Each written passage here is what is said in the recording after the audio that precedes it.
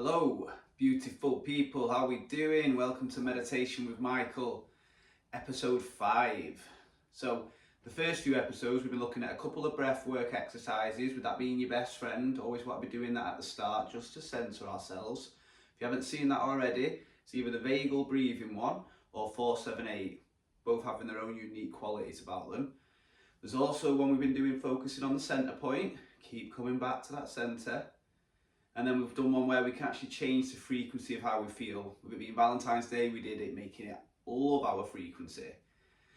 So this is another basic that I use. And today's episode, where I've transported into the future already. So today's episode, we're going to be looking at the true you. So what do I mean by that? I mean by the core essence of who you are. So we're going to be doing a little exercise where we're going to just bring a bit more awareness and step back from things like thoughts, identities, sensations, emotions, and just release that attachment so we can really become more aware of the true you, as I like to call it. So if you've already watched one of the other episodes, you'll know we'll start our meditation practice with a bit of stretching, whatever we need to do, shake it out, yawn, scratch, itch. Just giving ourselves permission to get rid of that surplus energy we just came in with before we go into a state of non-doing. And then let's just bring that breathing, that mindful breathing in. We want to make sure that we're ritualizing that our parts know when we mindful breathe, we're going into a state of meditative practice. So with this one, that's how I'm going to say this one. We can do the vagal breathing, which was breathe in for 4 through the nose, out for 4 through the mouth, hold for 1. Or you can do the 4-7-8, which was in for 4 through the nose, hold for 7, out through the mouth for 8. Or just do some deep breathing or one of your own breathing exercises if you're aware of it. But we're just going to spend a few minutes just sinking deeper into the body. I always like to do about 5 minutes actually, just to give you a bit of an ideal time, just to drop more into the body.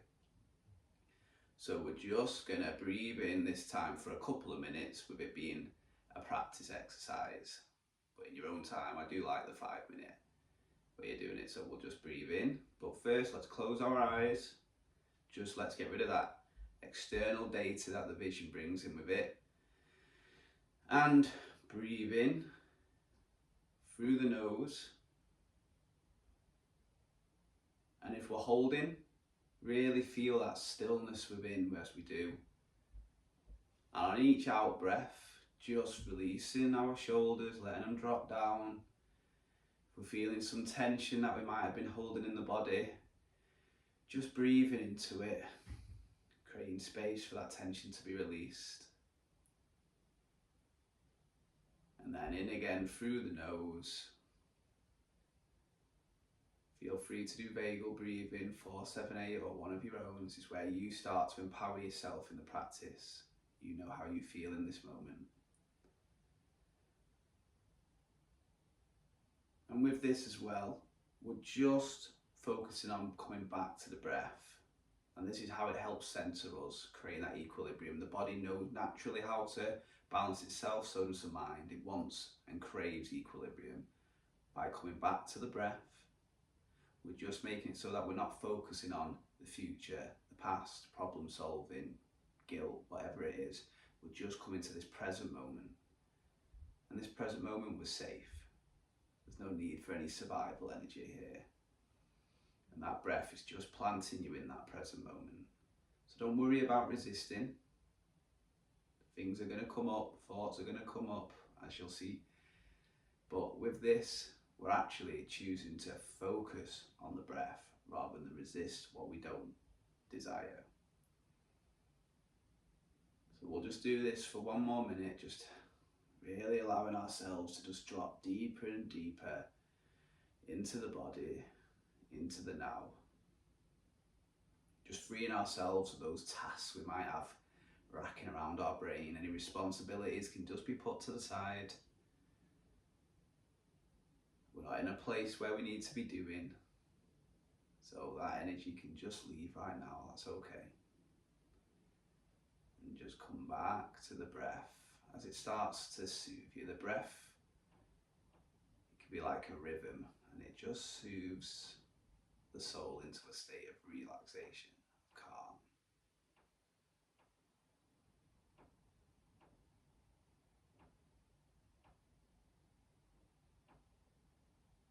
And there's no right or wrong way to do this. So have a bit of compassion with yourself, just gently coming back to the breath, not forcing yourself, not judging, not even analysing, am I doing this right? Just back to that breath, in and out. Always try and use the diaphragm as well. Always try and use that stomach to get the full breath.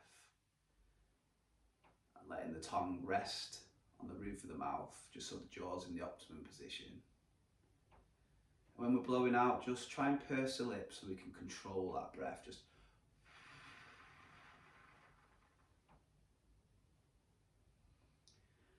now, let your breathing just go into its nice, easy rhythm. The body knows how to breathe. And instead, we're going to bring our focus to the awareness. Some call it the observer, the witness. Basically, the part of you that experiences this reality that we're in. And we're just going to do a few little exercises just to help us just get that experiential feeling of how that is rather than just conceptually. So what I want you to do, every time a thought arises in your head, just say, who is this thought for? And that's it, nice and simple. Just allowing yourself to sit there and be. And if a thought comes into our awareness, just calmly asking, who is this thought for?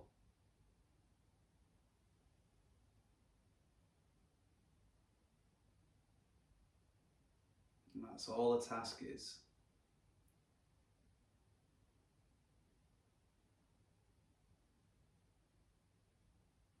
It's not about analysing these thoughts. It's not about judging them. It's not about analysing who they're for even. It's just allowing that mindful inquiry to come up. Because what we're doing here is we're showing ourselves that if a thought has arisen, well, it's for something. It's for the true you. The you behind the thoughts, behind the mind. This is where we can just step back a little. If we can observe something, how can it be us? And therefore, if we do have a mind that repeatedly goes down thought patterns or obsesses about certain things, well, we know we're not it if we can observe, if we can witness.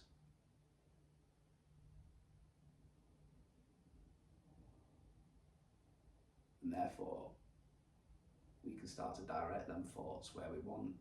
And what that's actually doing is directing our energy where we want. Because what you think is what you become. So when them thoughts arise, just calmly throwing the mindful inquiry out there if they do. Who is this thought for?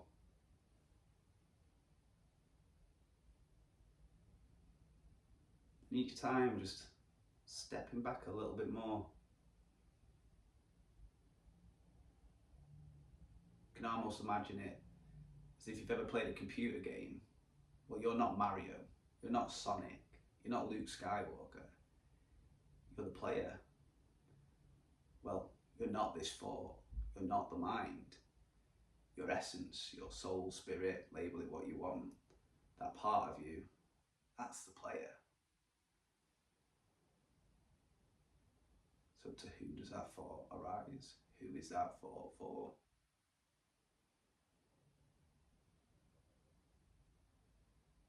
We'll just spend a few minutes now where I'll actually be quiet. I can do that. And you'll just spend the next moments just letting that thought arise, saying, who is that thought for?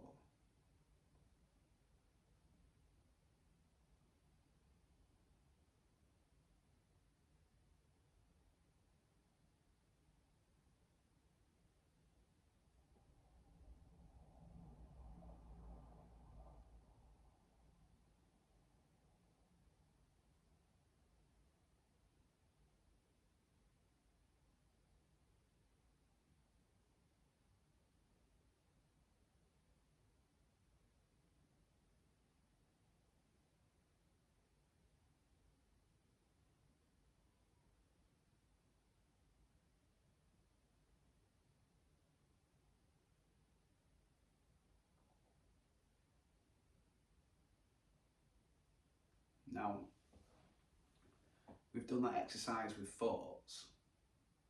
The next one, which helps us just to understand the essence of who we are, that true you, is when an emotion arises. This time I want you to throw in the mindful inquiry. Who is this emotion for? So let the thoughts come and go. We're not resisting the mind. It thinks, and that's what it'll do. Just like the heart beats and the lungs breathe, the mind thinks. We're going to let that do its thing. Instead, our awareness and our focus is now going to be on, if an emotion arises, who is this emotion for? And remember, we're not analysing, we're not even trying to answer that question. We're just throwing it out there so that we can step that little bit back from the emotion, observe it like we did the thought. Who is that emotion for? So easy to believe we are these emotions rushing through us. I am happy. I am sad. I am stressed. I am anxious. And that's where the ego, that part of you that's identifying with the emotion, just getting its claws sank in a bit too much.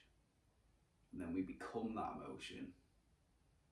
And what this exercise is doing, by asking when the emotion comes up, who is it for, it allows us to step back. So that when we are feeling a bit overwhelmed by an emotional state, we can just see that we aren't that emotion. We can step there, hold space for it, allow it to be fully felt, and then it can be transmuted and released. And it stops us building up that energy within us, that emotional energy, because we allowed it to be, we didn't identify with it and then resist it or reject it. So when that emotion arises, who is that emotion for? And that's where we just pay more attention to the true you behind emotional states. And then we can start saying, rather than I am anxious, a part of me is anxious. And I'm going to hold space for that part rather than be consumed by it. And then when we're angry or we're sad, depressed, whatever it is, it doesn't become our whole being. It becomes something that's happening. And humans have experiences where they're emotional. So we don't reject that. We just don't become it. So when the emotion arises again, for the next minute, I'm going to be quiet. You just let that mindful inquiry arise. Who is that emotion for?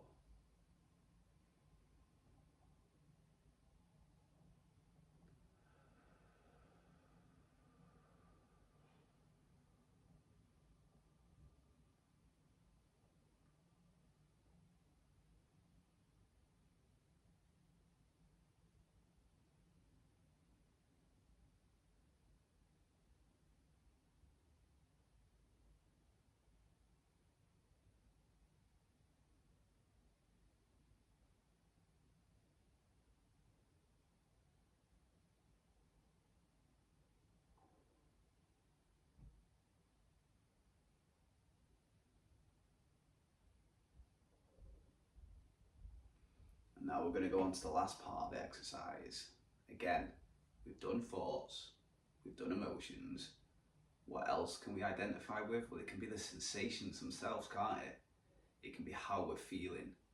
So the next mindful inquiry, let's let emotions come and go, thoughts come and go, and bring our attention and focus to when a sensation arises. Maybe it's pain, maybe it's not, maybe it's pleasant, it doesn't matter. But when that sensation arises, who is that sensation for? Remember, no judgment, no analysis, no need to answer, just when a sensation comes up in the body, who is that sensation for? Because it's so easy to become, again, identified with these sensations. But you are not pain, you are not pleasure, you are not a sore back. Because you can observe it, and anything that changes, like the thoughts change, like the environment around you changes, the sensations and emotions change. Well, they can't be you then, can they? Anything that can come and go isn't you in your truth. Whereas the part of you that's experiencing that sensation, the part of you that's feeling, the experiencer, the witness, the observer, that is the true you that this exercise is just giving you a bit of a taste of. The part of you that was there from birth, that's here now, never changing, not affected by time, not affected by anything, always centered and present. So when them sensations arise, fully feel it, non-resistance, just let it come. But just ask, who is that sensation for?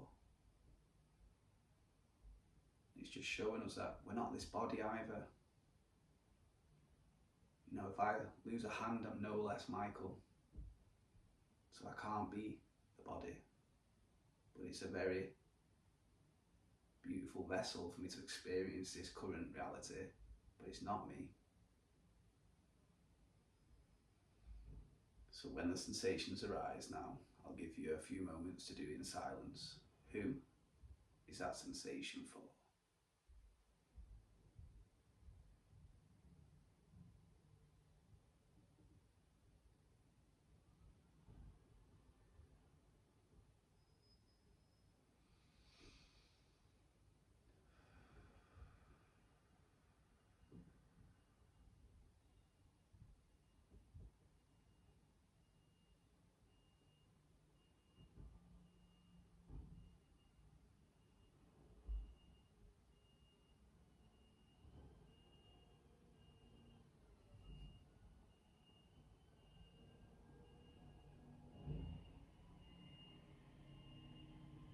And when you're ready, guys, come back to the room.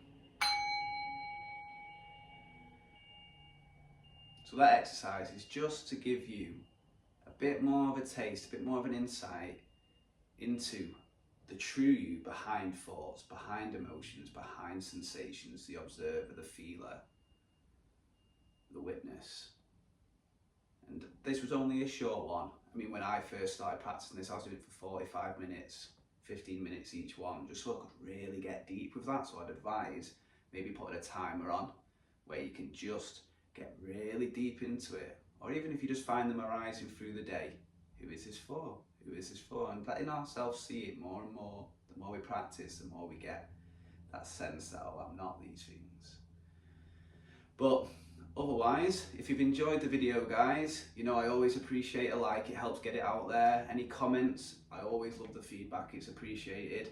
Also, if you want to subscribe, you want to share because you want to see more of this and you want other people to know about it because you've loved it yourself, that'd be appreciated too. Now, I always put this in because it is something I believe in. I have a class where on Mondays, 7:15 to 8:15 p.m, we do a lot of these exercises, but in a group, and I do believe that coming together and having that interaction where we can just ask questions and tell each other how we got on with each exercise, it just gives it that extra dimension. There's also an online availability for those who can't quite make it down. And then obviously, I've got floating meditation events, and I know that's, what's a floating meditation, you say? Well, we have hammocks. Get in the hammock, and I'm using meditation, I'm using music, and I'm using storytelling at Transmute Studios to take you on a journey of self-discovery and healing. And this one is going to be called the Soular System, S-O-U-L-A-R, because we're going to be interacting with the spirits of the planets and such in our solar system to give it that little bit of fun aspect as well. But the last one was a sellout, so if you do want to come down, I'd advise getting your hammock because there's only so many spots. Otherwise, guys, I'm going to love you and leave you. You enjoy your day. Practice being the true you a bit more. Otherwise, peace.